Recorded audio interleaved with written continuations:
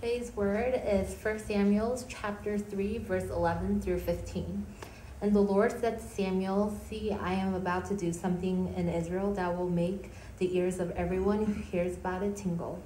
At that time, I will carry out against Eli everything I spoke against his family from beginning to end. For I told him that I will judge his family forever because of the sin he knew about, his sons blasphemed God, and he failed to restrain them. Therefore, I swore to the house of Eli, the guilt of Eli's house will never be atoned for by sacrifice or offering." Samuel lay down until morning and then opened the doors of the house of the Lord. He was afraid to tell Eli the vision. Amen. 오늘 사무엘상 3장 11절로 15절 말씀을 통해서 아는 죄악을 멈추지 못하면, 이미 알고 있는 죄악을 멈추지 못하면이라는 제목으로 말씀을 나누길 원합니다. 여러분들이 그 슈퍼에 가시면은 케이지 프리라는 계란을 보실 수 있을 거예요. 그렇죠? 그 케이지 프리라는 단어는 한국말로 하면은 무슨 말인가요? 놔 먹인 닭이 놓은 계란이다. 방목은 이 케이지 프리, 풀어주지만 큰 틀에서 펜스가 있어요. 자유롭게 살지만 여기까지다. 이 방향이 맞는 방향이다. 인생을 이렇게 살아라. 이게 방목이에요. 근데 방임은 이러한 틀도 펜스도 없이 네 마음대로 살아라 하는 것이 방임이에요. 여러분들은 자녀를 어떻게 키우십니까? 방임하십니까? 방목하십니까? 성경적인 것은 방목이에요. 방목.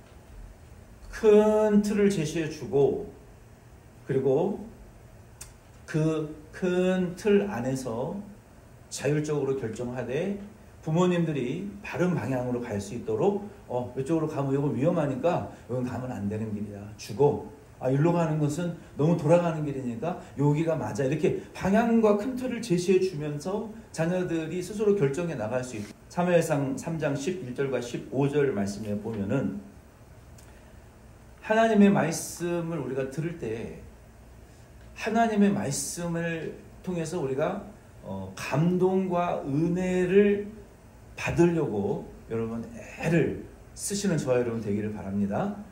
여호와 하나님께서 본문 말씀에 보면은 사무엘에게 이상 중에 나타나셔서 말씀하셨어요.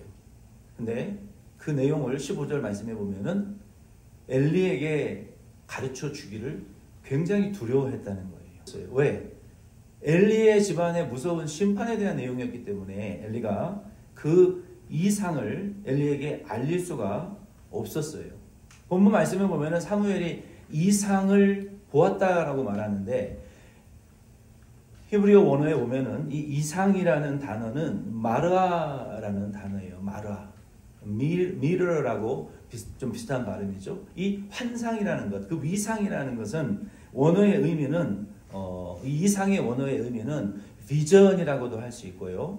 또 미러, 거울이라는 의미예요. 그래서 사무엘이 하나님의 그 음성을 들었다는 것은 사무엘이 성전에서 뭘 했죠?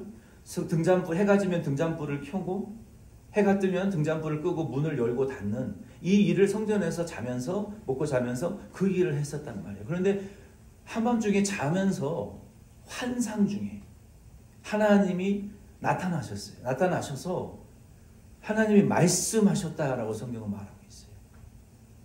거울로 마치 피사체를 보는 것처럼 희미하지만 그 당시의 거울은 이 청동 거울과 같이 지금처럼 우리가 가지고 다니는 반짝반짝한 거울이 아니었어요. 마치 그 유리에 회색 페인트를 칠해놓고 이렇게 거의 보이지 않을 듯한 형상으로 거울을 봤단 말이에요. 그 당시에는. 그래서 하나님의 형상이 온전히 보이지는 않았지만 그 하나님의 환상 중에 말씀하시는 것을 사무엘이 들었단 말이에요.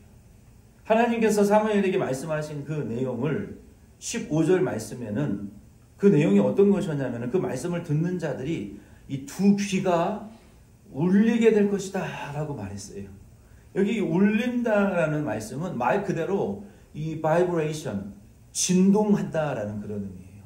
하나님의 말씀을 들을 때 사무엘을 통해서 말씀하신 그 하나님의 말씀이 엘리와 그 가문에게 많은 사람들에게 전달되어질 때 귀가 그냥 울릴 거란 말이에요. 요즘 우리 젊은 애들 보면은 이제 또 학기가 시작했으니까 학생들 차에서 서브 우퍼 켜놓고 운전하면서 음악을 듣잖아요. 옆에 있는 우리까지 막 귀가 울려요. 얼마나 서브 우퍼가 크게 울리는지. 근데 여러분 그 서브 우퍼 조금만 크게 듣잖아요. 30대쯤 되면은 7, 80세 노인의 귀로 변합니다. 일찍 늙고 싶은 분들은 그렇게 크게 들으세요. 헤드폰, 이어폰도 마찬가지예요. 이 뇌와 귀 청력은요, 한번 손상되면 다시는 회복될 수가 없는 것입니다. 그래서 아껴 쓰셔야 돼요. 아껴서 쓰세요. 조금씩 아껴서 쓰셔야 됩니다. 어쨌든 하나님의 말씀이 듣는 자들의 귀를 진동시키실 것이다 라고 말씀하고 있어요.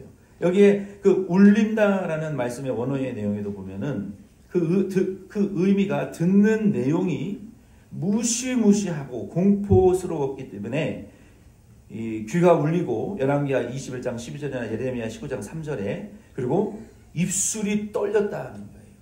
하박국 3장 16절 말씀에 보면 하나님의 말씀을 듣는데 그 내용이 너무나 어마무시하고 두렵기 때문에 귀가 막 확 떨리고 그리고 입술이 막 떨리는 그런 이 경험을 하게 될 것이다 라고 말했어요. 여러분들이 갑자기 이 커피를 막 꽈트로샷 이런 거를 마시면은요 우리 막 심장이 막 뛰잖아요. 그리고 손이 덜덜덜 이렇게 떨려요. 갑자기 카페인이 막 들어가면 이 안에서 아드레날린이 막 쫙 올라오잖아요. 그리고 요즘은 거기에다가 막 이 에너지 드링크 이 막 250mg씩 들어있는 거 같이 섞어가지고 마시잖아요. 정신이 말짱해요. 근데 심장은 한 250비트로 막 속에서 뛰는 거예요. 그러다 혈관 터지면 죽는 거예요. 에너지 음료가 위험한 건데 그렇게 아드레날린이 막 솟구쳐 오르는 이제 그런 어떤 종류의 경험이 아니라 하나님의 말씀을 들을 때 우리의 마음이 막 꿍꿍대고 우리의 입술과 손발이 막 하나님의 말씀의 권세 앞에 발발발 떨게 되는 이런 그 감동받게 되는 어떤 그런 일들이 이제 일어나게 될 것이다 라고 하나님 사무엘에게 말씀하셨어요. 그래서 구약 성경에 하나님을 만난 이 프로핏들, 선지자들, 그 다음에 족장들, 하나님의 그 임재 앞에 섰던 분들의 경험담을 성경에서 찾아보면 그들이 하나님을 만났을 때 우리의 몸에 어떤 현상들이 일어나느냐 그걸 말하고 있어요. 하나님을 만나고 말씀을 받고 환상을 보고 하나님의 음성을 들을 때 에스겔 8장 3절이나 다니엘 10장 8절로 16절 말씀에 보면은요 우리의 몸에 반응이 일어났어요. 어떻게 반응이 일어나는 줄 아십니까? 하나님을 만났던 다니엘과 에스겔이요 몸에 힘이 쫙 빠지는 경험을 했어요.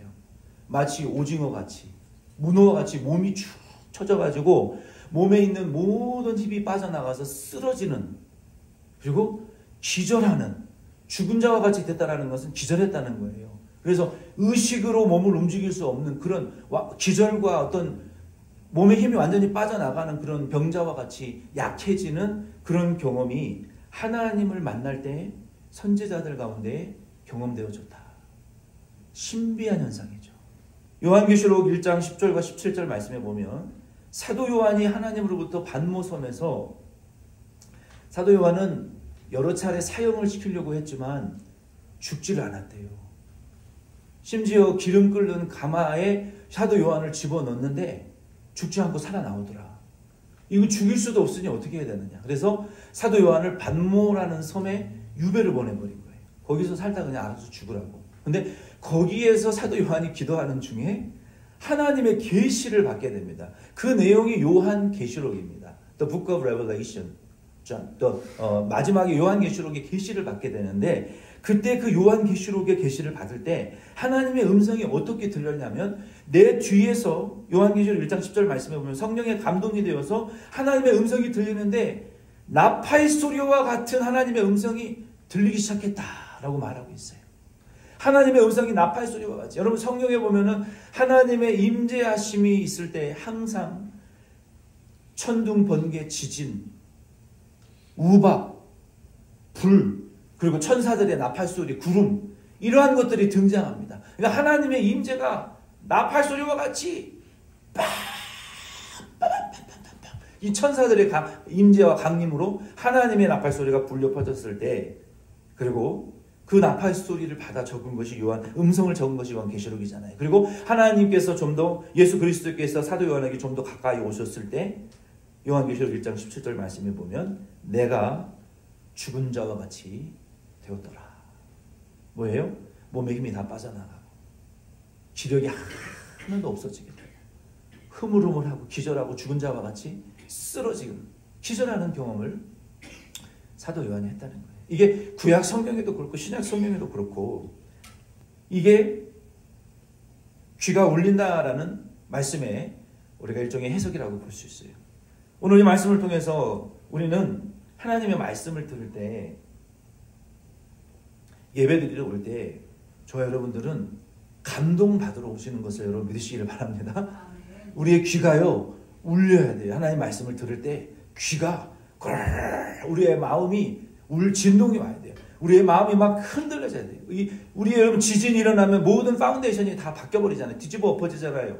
업사이드 다운 되잖아요. 우리도 하나님의 말씀을 들을 때 우리의 영이요, 우리의 견고한 이 self-sufficiency, 우리 북미 사람들은 자기 자존심이 강하고 자기 스스로 만족하는 그러한 성향이 굉장히 강합니다. 우리 2세들도. 근데 성경은, 하나님의 말씀은요 그 자체를 흔들어 버려요. 그래서 나는 죄인입니다.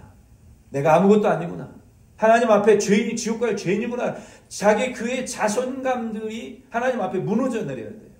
하나님의 말씀을 들을 때 그게 흔들려져야 돼. 내 파운데이션이 완전히 흔들려져야 하나님을 만났다라고 할 수 있어요. 근데 예배드리고 말씀을 드리고 기도해도 여전히 예배드리기 전이나 예배드리기 후나 똑같은 존재면 말씀의 진동을 받지 못한 거예요. 하나님의 말씀이 우리를 진동시키셔야 돼요. 감동시키셔야 돼요. 하나님 말씀을 들을 때. 아멘이십니까? 하나님 말씀 들을 때 감동을 받으세요. 그래서 히브리서 4장 12절 말씀에 보면은 하나님의 말씀은 살아있고 활력이 있어. 하나님의 말씀은 죽은 말씀이 아니라 살아있는 말씀이고 생명력이 있는 말씀이에요. 좌우의 날선 어떤 검보다도 예리하여 혼과 영과 및 관절과 골수를 찔러 쪼개기까지 하며 마음의 생각과 뜻을 판단한다라고 말하고 있어요. 그러니까 하나님은 우리의 생각과 골수까지도 다 고치실 수 있는 말씀인 것을 우리가 이 성경을 통해서 알 수 있어요. 그래서 우리 믿음 안에서 불가능은 없고 못할 것은 없어요. 다 변화되어질 수 있어요. 우리의 골수, DNA까지도 바뀌실 수 있는 하나님이니까 변화될 수 있다는 거예요. 그래서 우리는 하나님의 말씀에 감동을 받는 저와 여러분 되길 바랍니다. 두 번째 12절로 14절 말씀에 보면은 우리가 죄의 심각성을 알면서도 방임을 하면 돌이킬 수 없는 단계로 들어갈 수 있습니다. 제가 아는 친구 중에 그 친구의 차에 탈 때마다 한 번도 시트벨트를 매는 적이 없어요. 항상 시트벨트를 안 매고 운전을 하고 다녀요. 근데 어느 날 그 친구의 차를 한번 탔는데 얘가 웬일로 시트벨트를 매고 있는 거예요. 야, 너 무슨 일이 일어났냐? 왜 시트벨트를 너 매고 있냐? 이제 법을 지킬 거냐? 내가 얼마 전에 친구가 시트벨트를 안 매고 운전하다가 사고 난 걸 봤는데 온 사지가 다 부러지고 찢어져서 엄청난 대수술을 하는 걸 보고 그날부터 시트벨트를 매기로 작정을 했다. 그렇게 얘기를 하는 거예요. 그러니까 우리의 삶의 이 치명적인 일들은요, 언제 일어나느냐? 알면서도 안 할 때 일어난다고요. 그 시트벨트와 같이. 그래서 너 그동안 위험성을 몰랐어? 알았지. 시트벨트 안 하면 위험하다는 거 알았는데 내 옆에 있는 사람이 직접 사고 난 거를 보니까 이제 알겠어. 그거는 아는 게 아니죠. 알면서도 안 하는 거죠. 우리가 하나님의 말씀을 들을 때도 마찬가지예요. 안다 생각하지 마시고 깨달았다 생각하지 마시고 알면서 안 하는 거는 모르는 거라는 거예요. 그래서 우리는 근데 이 죄는요, 그 죄가 심각하다는 것을 알면서도 제가 초반에 말씀드렸던 것처럼 방임하잖아요. 알면서도 안 하고 내버려두잖아요. 방임하잖아요. 그러면요, 그게 좋아지지 않아요. 돌이킬 수 없는 단계로 퇴보하게 될 것이다 라고 성경은 말하고 있어요.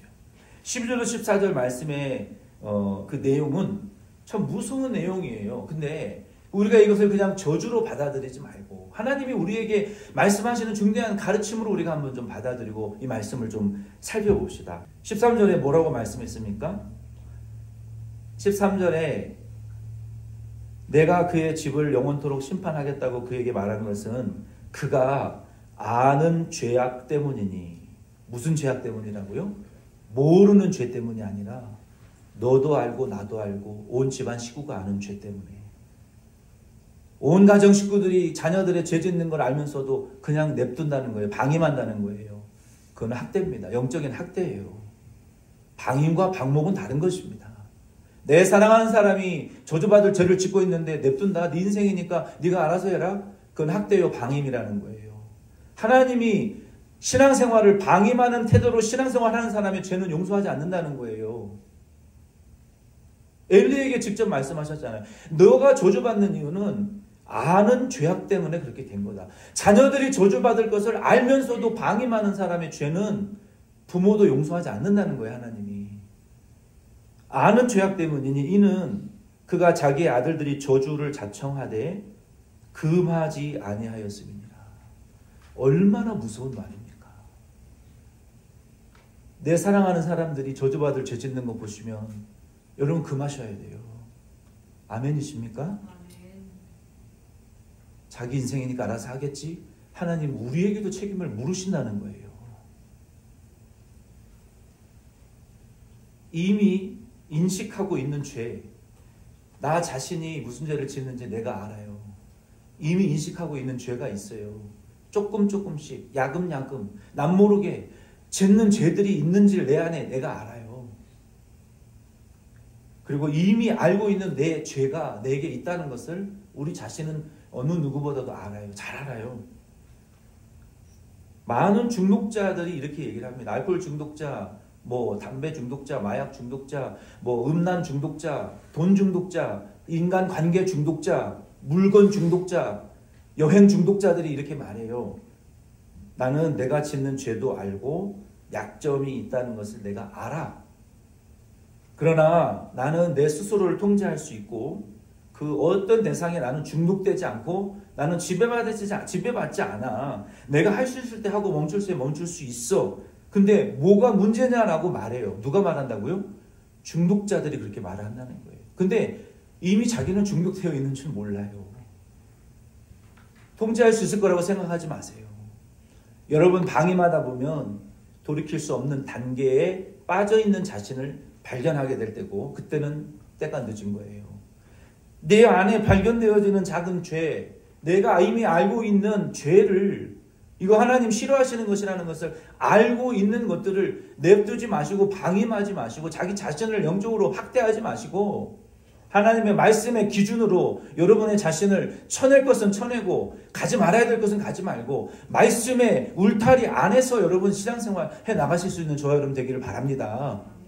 본문 12절로 14절 말씀에 보면 두 아들의 죄에 대하여 매우 미온적이고 소극적으로 그러지 말아라. 그러면 안 된다. 이렇게 소극적이고 몇 번 타이른 이후에 2장 22절로 25절과 27절로 36절 말씀에 보면은요. 그냥 포기했어요. 포기. 죄인 줄을 알면서도 방임하면요. 어느새 그 죄가요. 나를 장악하고 있고요. 내 스스로 통제할 수 없는 단계에 이미 들어가 버린 이후에 깨닫는 거예요. 그게 무서운 거예요. 마귀는 그렇게 하려고 자꾸 미루게 하는 거예요. 회개도 미루고 기도도 미루고 신앙생활도 미루고 예배도 미루고 봉사도 미루고 말씀 읽는 것도 미루고 나중에 미루다 보면 이미 죄의 지배를 받고 통제할 수 없는 상태에 빠지게 하기 위해서 마귀는 방임이라는 통로를 통해서 우리를 장악하려고 그렇게 한다. 그러면 어느새 나도 모르게 아이고 이거 큰일 났는데 나 스스로 통제할 수 없는데 어떻게 하지? 이런 상태에 빠지게 된다는 것을 성경은 경고하고 있는 거예요. 그게 무엇이 됐든 간에. 그래서 우리는 금지해야 될 것은 금지해야 되는 거예요. 나 스스로의 기분. 그리고 사랑하는 사람들에게도 13절에 금하지 아니하였기 때문에 하나님이 저주하실 수밖에 없다라고 말했잖아요. 이 금하지 않았다라는 원어의 말씀에 보면은요, 히브리어에 보면은 그 의미가요, 이런 의미가 있어요. 덜, 칼날이 둔해지는 것처럼. 여러분 톱도 자꾸 쓰다 보면 둔해지잖아요. 이 희미해지고 약해지고 어두워지다라는 그런 의미가 있어요. 그러니까 엘리 제사장이 둔해졌다라는 것은 이게 판단을 못하는 거예요. 이거를 금지해야 될 건지 허락해 줘야 될 건지 판단이 서질 않는 거예요.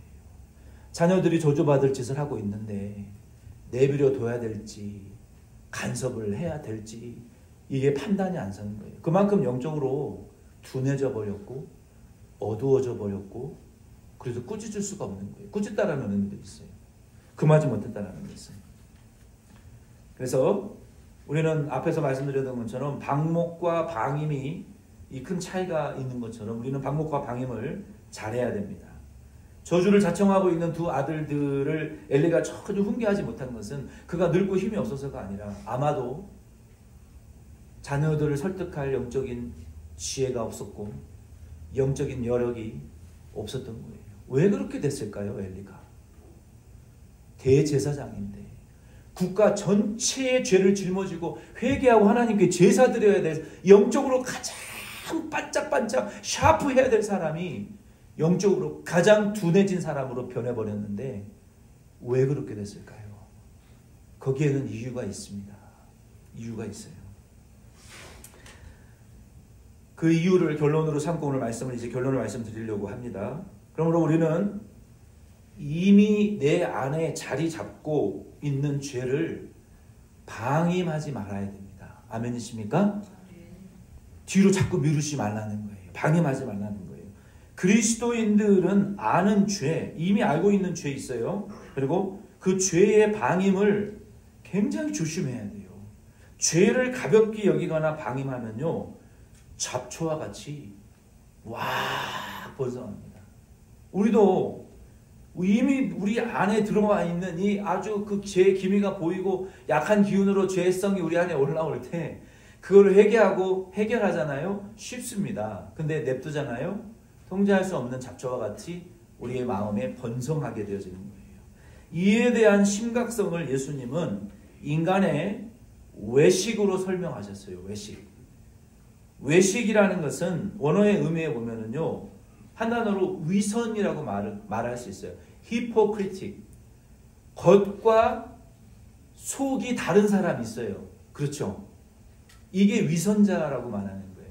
그러니까 예수님께서 이 죄의 방임에 대해서 책망을 하시면서 바리새인들에게 너희들이 바리새인들과 사도계인들과 서기관들의 율법사들의 이 이중성을 배우지 말아라. 겉과 속이 다른 것을 배우지 말라고 신랄하게 책망하셨어요. 신랄하게.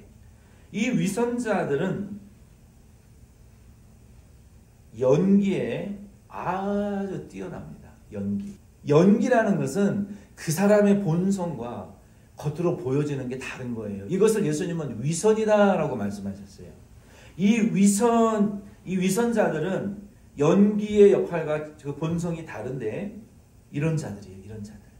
선도 알고 악도 알아요. 그러나 자기의 유익을 위하여 거짓말을 하고 권모술수를 사용하여 사람들을 이용하고 대중들 앞에 서서는 몰랐습니다.